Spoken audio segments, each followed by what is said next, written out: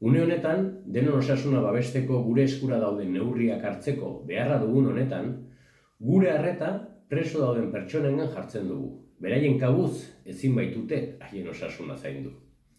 Estatu mailako 30 erakunde baino gehiagok Espainiar Barne Ministerioari eta espetxe instituzioei espetxeetan premiazko neurriak eskatu dizkiete, eta gure atxikimendu osoa adierazten diogu proposamen honi.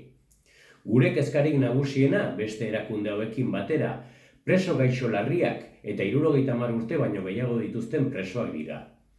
Arriskua eta zaugarritasuna bikoizten baita espetxeetan. Haien askatasuna ezinbestekoa da eta lehen bailen gauzatu beharrekoa.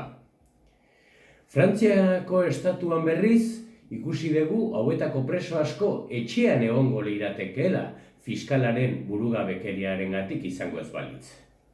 Bisiten etendura konpentsatzeko neurriak hartu direla ulertzen dugu. Baina aipatutako idatzian aipatzen den moduan, bideo deien bitartez eta baliabide honen doakotasuna bermatuz, familia arteko deskonexioa ekiditeko ezinbesteko pausoa izango litzateke. Ezin da sufrimendua areagotu. Orain inoiz baino gehiago, euskal preso eta islari politikoak etxean eta bizirik nahi ditugu.